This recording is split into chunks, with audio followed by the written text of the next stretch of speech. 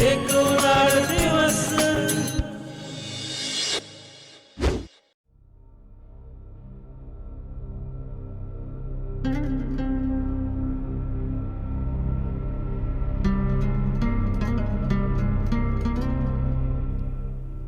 नाकोला भेट देऊन तेथील नाको तलाव आणि मॉनेस्ट्री पाहून आता आमचा पुढला प्रवास सुरू झाला. आमचे यापुढील डेस्टिनेशन होते ते ग्यू विलेज. नाकोपासून साधारण 50 किलोमीटर अंतरावर असलेल्या या गावचा प्रवास तसा खडतरच मानावा लागेल. वाटेत लागणारा मलिंग नाला हा या प्रवासातला खूप खतरनाक असा नाला मानला जायचा, पण आज BROने या नाल्यावर पक्के बांधकाम केल्यामुळे तो आता क्रॉस करताना काहीच वाटत नाही. पुढे आपण चांगो गावाजवळ येतो तेव्हा आपल्याला या प्रवासातलं अजून एक आश्चर्य पाहायला मिळते.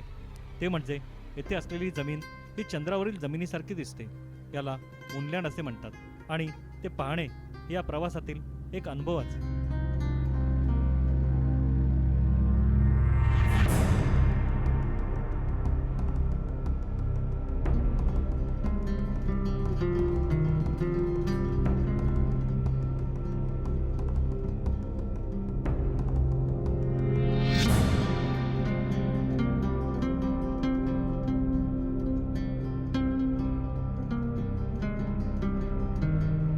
पुढे सुमडो गावाजवळ आलो की एक बोर्ड आपले स्वागत करतो, welcome to Spiti valley.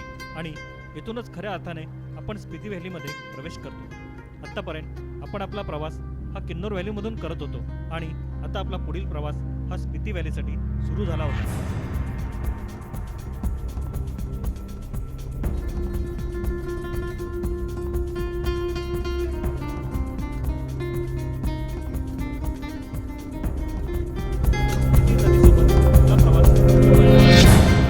Spiti नदी सोडून ग्यू नदीच्या साक्षीने आपण ग्यू किंवा ग्वे गावाजवळ निघतो.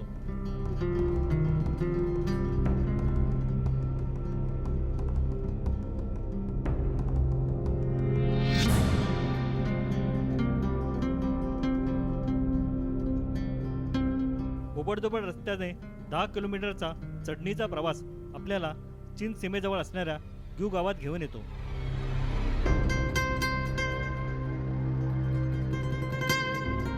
ग्यू हे स्पिती व्हॅलीमधील आपले पहिले ठिकाण म्हणजे डोंगराळ प्रदेशात वसलेले एक लहान आणि शांत गाव. उंचावरचा वाळवंट आणि बर्फाच्छादित शिखरे आणि बौद्ध भिक्षू संघा तेन्झिन यांच्या 500 वर्ष जुन्या ममीसाठी प्रसिद्ध आहे.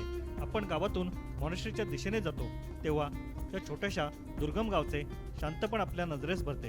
हा परिसर आधुनिक जीवनापासून जवळजवळ अस्पृश्य आहे, जो हिमालयातील पारंपरिक ग्रामीण जीवनाची झलक दाखवतो.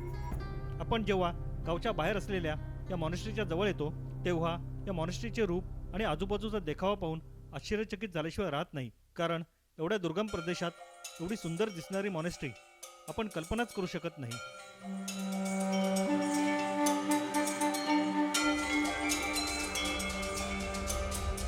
आज ही मॉनेस्ट्री नवीन स्वरूपात आपल्याला पाहायला मिळते, तरी पण तिचे प्राचीन महत्त्व आहे. शतकानुशतके जुनी मानली जाणारी ग्यू विलेज मॉनेस्ट्री हे स्पिती खोऱ्यातील तिबेटी बौद्ध धर्माचे ध्यान, विधी आणि अध्यात्म याचा अनोखा संगम आहे. या मठाच्या आतील भित्तिचित्र जटिल आहेत.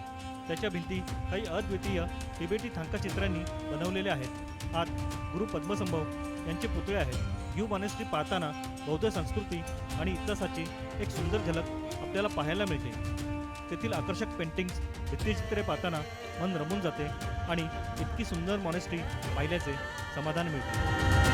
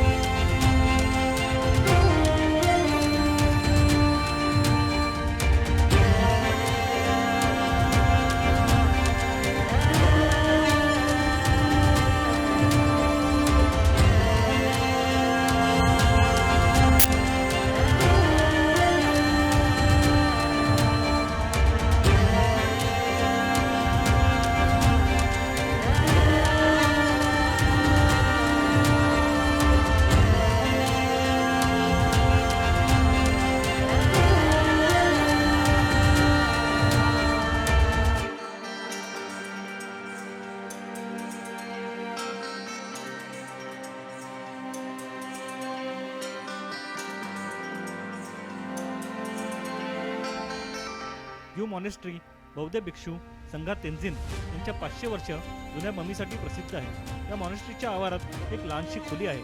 तिथे एका काचेच्या बंद पेटीत एक ममी आपल्याला पाहायला मिळते.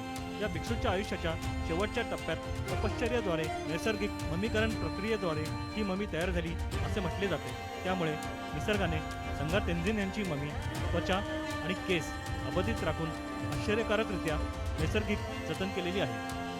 स्थितीच्या कठोर आणि सुंदर प्रदेशाने वेढलेली ही मॉनेस्ट्री जरी दुर्गम भागात असली तरी ग्यू मठाचा प्रवास करताना तेथील नैसर्गिक लँडस्केप आणि समृद्ध बौद्ध वारसा लाभलेले तेथील आध्यात्मिक वातावरण पाहण्यासाठी एकदा तरी या गावाला भेट द्यायलाच हवी. ग्यू गावाला भेट देऊन आता आम्ही ताबोला निघालो. पुन्हा 10 किलोमीटर मागे येऊन आमचा प्रवास ताबोच्या दिशेने सुरू झाला.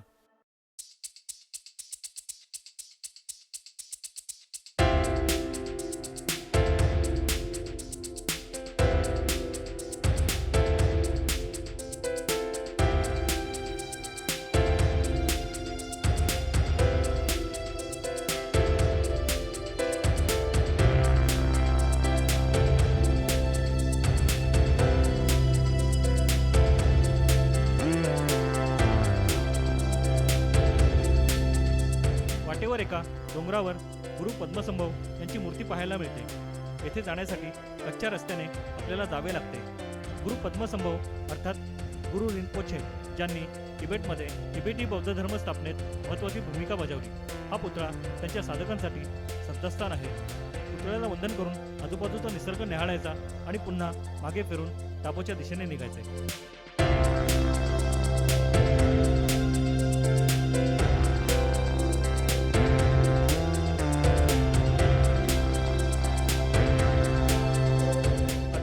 आमचा दिवसभराचा प्रवास ताबो येथे थांबणार होता.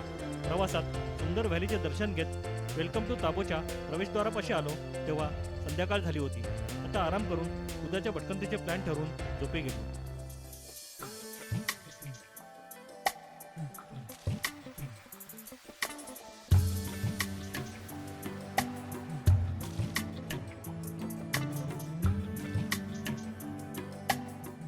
सकाळ झाली. आमचा कालचा स्टे होता तो हॉटेल गेकिटमध्ये. हॉटेलमध्ये राहण्याची आणि खाण्याची छान व्यवस्था होती. सकाळच्या प्रसन्न वातावरणात हॉटेलमधूनच आजूबाजूचा निसर्ग न्याहाळत होतो.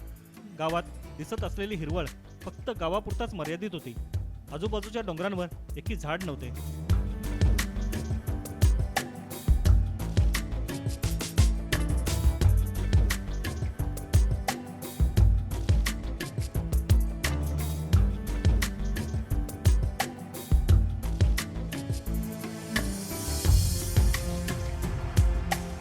सकाळचा नाश्ता केला आणि आम्ही सर्वप्रथम तेथील प्रसिद्ध मॉनेस्ट्री पाहायला निघालो.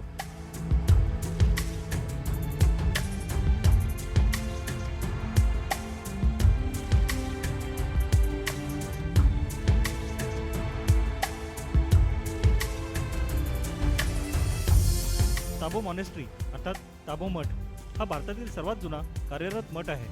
मूळ मठ चिखल, चिकणमाती आणि लाकूड यासारख्या स्थानिक साहित्याने बांधला गेला होता आणि हा मठ म्हणजे स्थानिक वास्तुकलेचा पुरावा म्हणून ओळखला जातो. येथे आपल्याला 2 मॉनेस्ट्री पाहायला मिळतात. एक नवीन मॉनेस्ट्री असून त्यामध्ये आपल्याला प्रवेश नसल्यामुळे ती पाहायला मिळत नाही, पण बाहेरून तेथील मॉनेस्ट्री आणि स्तूपा मात्र पाहण्यासारखे आहेत.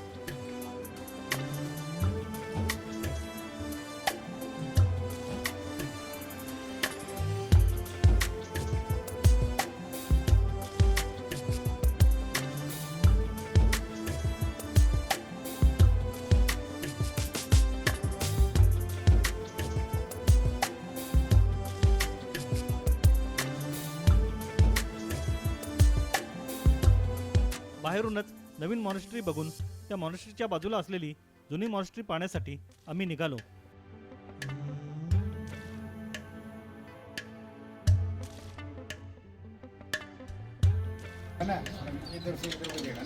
इकडून इकडे जातो ना आपण जाताना.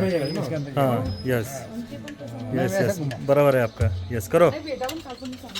हिमालयाचा अजंता म्हणून ओळखली जाणारी ही ताबो मॉनेस्ट्री लाहोल आणि स्पितीच्या खोऱ्यातील सर्वात लोकप्रिय मॉनेस्ट्रीपैकी एक आहे आणि त्याची स्थापना इसवी सन 996 मध्ये झाली.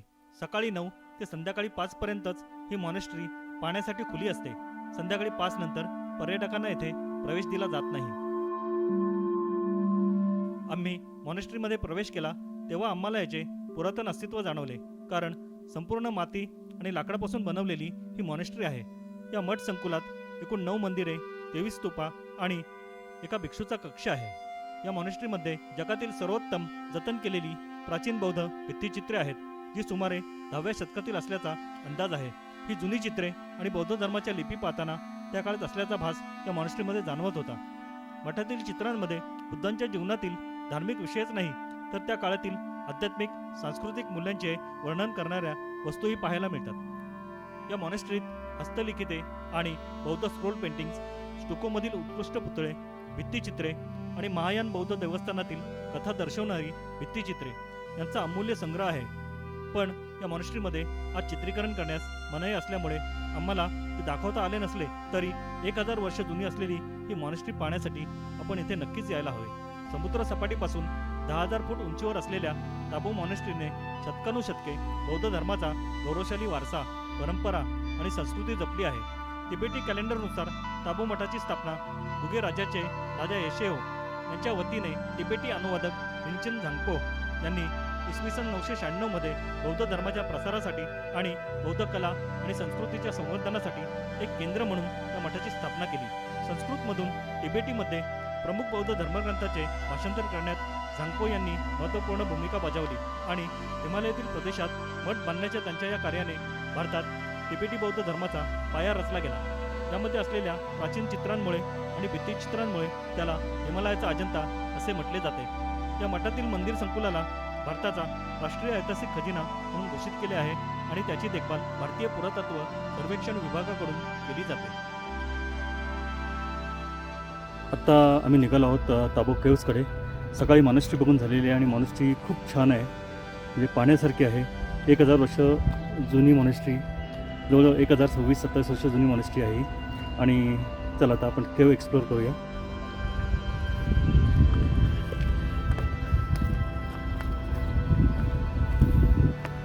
मठ पाहून आम्ही गावच्या बाहेर डोंगरावर असलेल्या बौद्ध गुंफा पाहायला गेलो. सुंदर असं ताबो गाव, निसर्गाच्या कुशीत असलेलं. यस, दमछाक होते ना, या पण ठीक आहे. लो ऑक्सिजन, या आम्हाला दमछाक होत आहे. येस ते आम्ही चढत आहोत. येस. येस, आपण आता जवळजवळ 11,500 फुटावरती आहोत आणि 11,500 फुटावरती आपण ट्रेकिंग करणार होतो.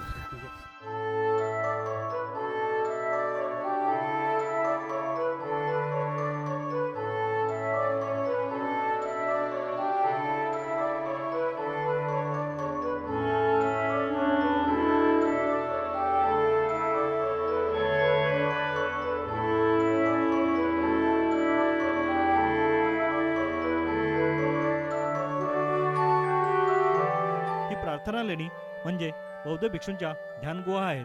येथे आल्यावर आपल्याला आजूबाजूच्या सुंदर निसर्गाचे दर्शन घडते. या स्पिती नदीच्या काठावर वसलेले वाळवंटातील हिरवेगार निसर्गाचे शाल पांघरलेले ताबो मात्र इथून खूप सुंदर दिसत होते.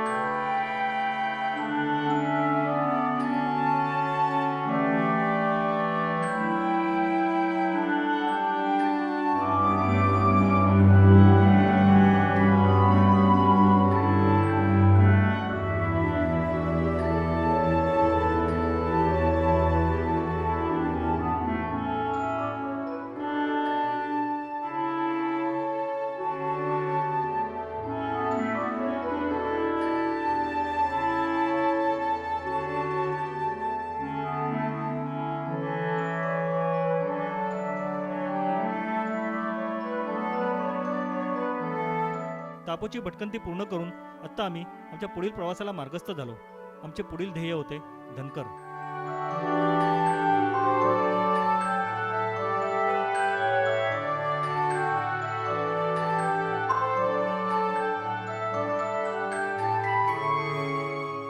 दाबोपासून 32 किलोमीटर अंतरावर असलेल्या या गावासाठी आपला प्रवास हा एका बाजूला स्पिती नदीच्या काठाने तर दुसऱ्या बाजूला उंच अशा डोंगराच्या बाजूने होत होता.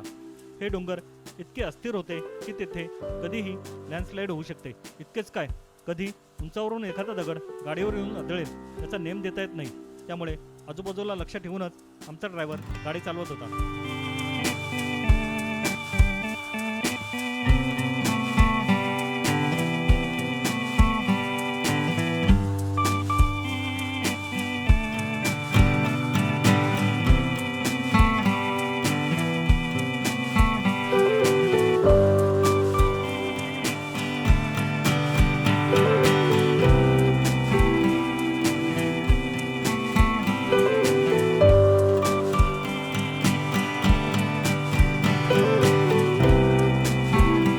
एका उंच डोंगराच्या कड्यावर असलेल्या काही बकऱ्यांनी आमची गाडी थांबवून ठेवली, कारण त्यांच्या अस्तित्वाने डोंगरावरून दगड खाली येत होते. काही वेळाने आमच्या ड्रायव्हरने हिंमत करून गाडी काढण्याचा निर्णय घेतला आणि गाडी सुरक्षित बाहेर काढली.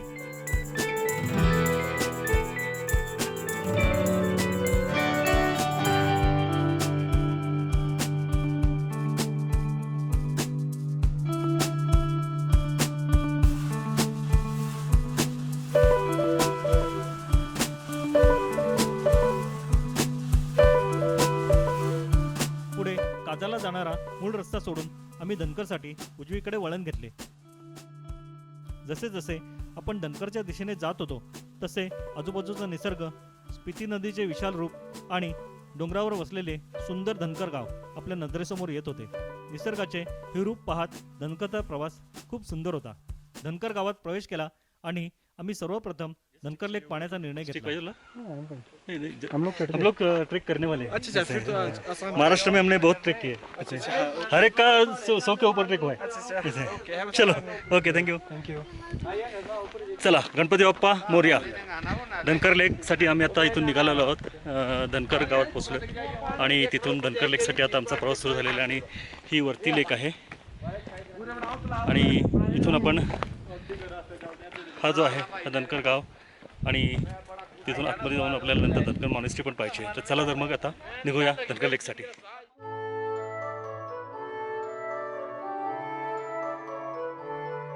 धनकर तलावापर्यंत पोहोचण्यासाठी धनकर गावापासून मध्यम स्वरूपाचा ट्रेक करावा लागतो. साधारणपणे जाण्यासाठी 1.5 तास, लेक एक्सप्लोअर करण्यासाठी अर्धा तास आणि येण्यासाठी 1 ते 1.5 तास असे एकूण 3.5 ते 4 तासाचा अवधी धरूनच आपल्याला हा ट्रेक करावा लागतो. ट्रेकर्ससाठी धनकर तलावाचा ट्रेक हा अवश्य करावा असा अनुभव आहे. हा ट्रेक म्हणजे फक्त चालण्याचा अनुभव नाही, तर एक मध्यम साहसी प्रवास आहे.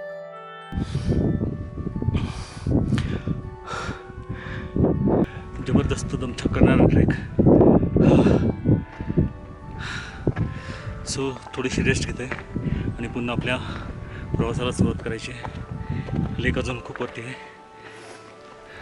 10,000 फुटावर वरती लेक जसे आहे. आपण डोंगरावर वर चढत चढत जातो तशी ऑक्सिजनची होणारी कमतरता, त्यामुळे होणारी दमछाक आणि सोबत उन्हाचा कडाका या ट्रेकला अजूनच चॅलेंजिंग बनवतो. पण माघार घेईल तो ट्रेकर कसला. आम्ही तिघेही हळूहळू चढाई करत पुढे जात होतो. जसे जसे आपण गावापासून वर चढत जातो तसे आजूबाजूच्या निसर्गाचे बदलत जाणारे रूप आपल्याला पाहायला मिळते. दमछाक तर झालेलीच आहे, प्रश्नच नाही आहे, कारण हेवी ट्रेक आहे आणि ऊन आहे, त्याच्यामुळे निश्चित दमछाक होणारच. पण आता लेक आल्यानंतर एक वेगळा अनुभव असेल. चला, तो आपण एक्सप्लोअर करूया आता.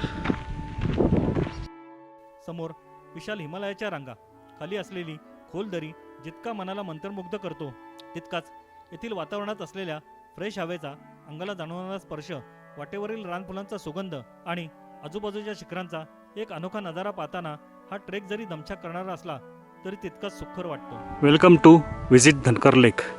आणि हा धनकर लेकचा परिसर सुरू झालेला आहे आणि तिकडे पूर्ण ड्राय आहे.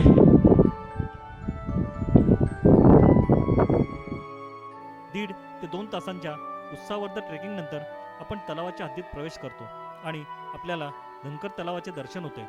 समुद्र सपाटीपासून 13,580 फुटावर असलेल्या स्पिती व्हॅलीमधील या शांत तलावाच्या काठावर बसून काही क्षण आजूबाजूचा निसर्ग पाण्यात घालवायचा. पाण्यात प्रतिबिंबित होणाऱ्या शिखरांकडे पाहत हा नजारा मनात साठवून घ्यायचा आणि मग परतीच्या प्रवासाला निघायचे.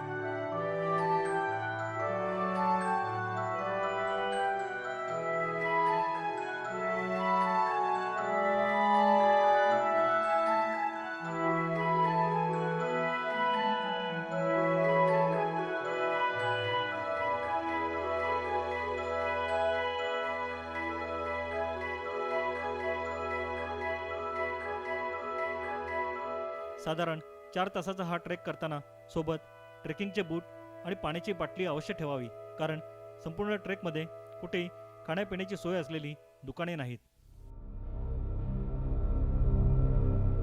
धनकर गावात परत आलो आणि आम्ही धनकर मॉनेस्ट्री पाहण्यासाठी निघालो. गावात प्रवेश केल्या केल्या दिसणारी नवीन मॉनेस्ट्री त्याच्या रंगीत साजमुळे खुलून दिसते, पण या गावचे वैभव असलेली जुनी मॉनेस्ट्री इथून खूप सुंदर दिसत होती. समुद्रसपाटीपासून 12,774 फूट उंचीवर असलेले धनकर गाव हे पूर्वी हिमाचल प्रदेशातील स्पिती खोऱ्याची राजधानी होती. आधुनिक काळांच्या गरजांनुसार ही राजधानी काजा येथे हलवण्यात आली. संपूर्ण गाव एका डोंगराच्या कड्यावर वसलेले असल्यामुळे त्याचे दुर्गमत्व लगेच दिसून येते. या गावात असलेली मॉनेस्ट्री आणि किल्ला पाहण्यासाठी आम्ही जाताना वाटेवर डोंगरावर असलेले मातीचे थर पाहून येथील निसर्ग किती अस्थिर असेल याची जाणीव पाहताक्षणी व्हावी असे हे ठिकाण. मॉनेस्ट्रीमध्ये प्रवेश केला, पण येथे चित्रीकरण करण्यास परवानगी नसल्यामुळे संपूर्ण मॉनेस्ट्री जरी दाखवता येत नसली तरी काही अंश पाहण्यासाठी असलेली ही मॉनेस्ट्री पाहताना आपल्याला त्याची भव्यता नक्कीच जाणवेल. या धनकर गावचा समृद्ध इतिहास या मठाशी जोडलेला आहे, जो एकेकाळी किल्ला आणि मठ म्हणून काम करत होता. हे गाव शतकानुशतके स्पिती खोऱ्यातील एक महत्त्वाचे सांस्कृतिक आणि धार्मिक केंद्र होते.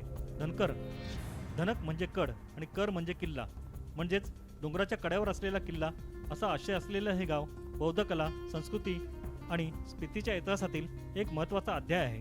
धनकर मॉनेस्ट्री 11व्या शतकात स्थापन झाल्याचे मानले जाते. ते एकेकाळी किल्ला, मठ आणि बौद्ध शिक्षणाचे एक महत्त्वाचे केंद्र म्हणून काम करत होते. असे मानले जाते की 17व्या शतकात धनकर ही स्पिती राज्याची राजधानी होती. या प्रदेशावर त्यांची देखरेख होती. मंगोलांकडून वारंवार झालेल्या हल्ल्यांमुळे धनकर किल्ला उद्ध्वस्त झाला असा येथील इतिहास सांगतो. धनकर गावाची ही धावती भेट घेऊन आता आम्ही आमच्या पुढील प्रवासाला निघालो. आमचा पुढील प्रवास हा आम्हाला येथील एका शांत व्हॅलीकडे नेणार होता. मित्रांनो, माझा हा पुढील प्रवास पाहण्यासाठी माझ्या या चॅनलला लाईक आणि सबस्क्राईब करायला विसरू नका.